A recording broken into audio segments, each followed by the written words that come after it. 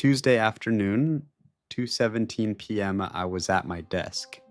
Mid-project, coffee going cold on my left, a spreadsheet open that I had been staring at for 40 minutes without making real progress. Nothing unusual about any of it. My phone buzzed. A message from my girlfriend, Kara. We had been together for 2 years. I loved her. I genuinely, completely, without reservation, loved her. The kind of love that stops being a decision and becomes simply the background of your life. I opened the message. It was a video, no caption, just a video. The kind you open without thinking because it's from someone you trust completely, and trust makes you careless in the best possible way. I watched it. I want to be precise here. Not about what was in it, because the specifics don't matter, but about the experience of watching it. There is a particular kind of confusion that happens when your brain receives information that contradicts something it has accepted as true.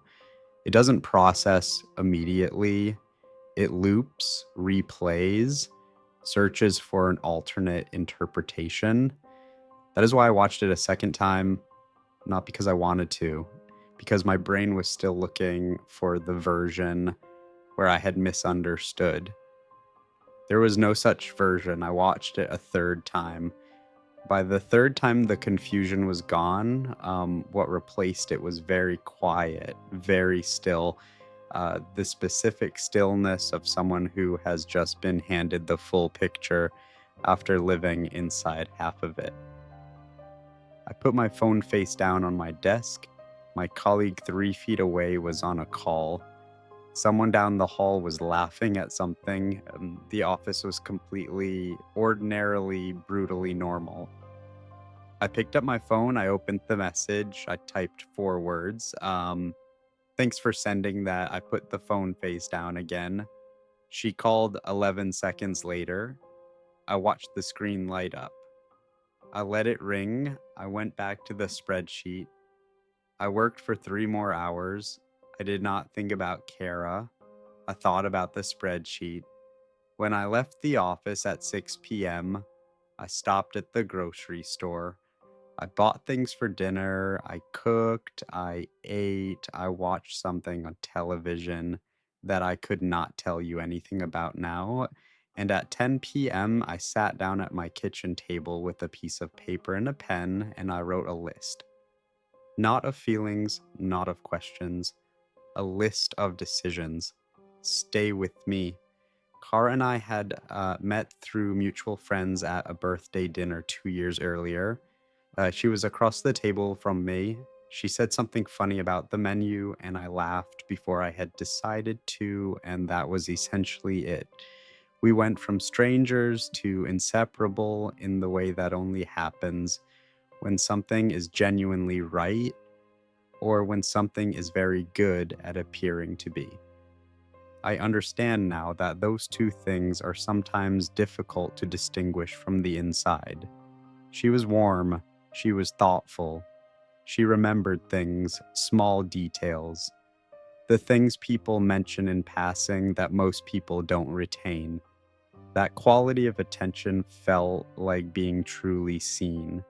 I now understand it differently, but at the time it felt like love. We did not live together. I had a place. She had a place. We spent most nights at one or the other. The arrangement was easy, natural. We had talked about moving in.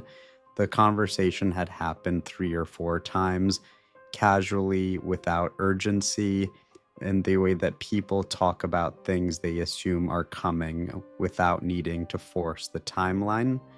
I had assumed a great deal. The friend she mentioned occasionally, the one whose name I knew but whose face I didn't, I had filed under separate social lives and thought nothing more of it. The second Instagram account, private, close friends only, I had accepted without question. The evening she was unreachable. Work, she said her boss was demanding. I had believed. I'd believed all of it. Not because I was naive, because I had no reason to look harder. The video gave me a reason. Retroactively, it gave me many reasons. But I was not thinking about reasons on that Tuesday evening. I was thinking about decisions. The list had 11 items. I'm going to tell you what was on it. Item 1, do not call her. Do not respond to calls. The conversation she wants to have is the one where she controls the narrative. I am not having that conversation. Item 2, do not tell anyone yet. Not my friends, not my family. Information shared in emotion travels in directions you cannot control. Wait until the decisions are made. Item 3, the joint Netflix account. Canceled by end of week. Item 4, the Spotify family plan I had added her to. Removed by end of week. Item 5, the standing reservation I had at a restaurant for her birthday. Next month, canceled by end of week. Item 6, the gym membership. I'd been paying for it for 18 months. One of those things that started as a gift and became a habit and became an assumption. Canceled by end of month. Item 7, the weekend trip I'd been planning. A surprise, flights and hotel already booked. Refund requested by end of week. Item 8, our mutual friends. Tell them calmly, factually, without performance, within 2 weeks. So the version they hear first is accurate. Item 9, her key to my apartment. She had one. I had one of hers. Mine returned via mail. Hers collected or changed around. Item 10, the drawer she had at my place. Her things boxed, available for collection. No ceremony. Item 11, one message. When everything else was done, brief, final. No invitation to respond. I read the list back, folded the paper, put it in my kitchen drawer. Then I went to bed. I slept well. I want to say that because people always ask. I slept well because the decision was made, and a made decision is always more restful than an unmade one. The first week, Kara called 9 times on Tuesday evening, 14 times on Wednesday. Then a series of messages, explanations, questions, apologies, then silence, then more messages. I read them. I did not respond. Not because I was playing a game, because I had nothing to say. Everything she wanted to say was for her benefit, not mine. She wanted the conversation where I reacted, and she got to manage my reaction. I declined to give her that. The streaming accounts were canceled by Thursday. She noticed Friday. I know because she messaged about it. I did not respond. The restaurant reservation canceled Friday. The trip refund requested and confirmed Saturday. I told the first mutual friend on day 9. I told him what happened briefly, without drama. He was quiet for a moment. Then he said, I wondered sometimes.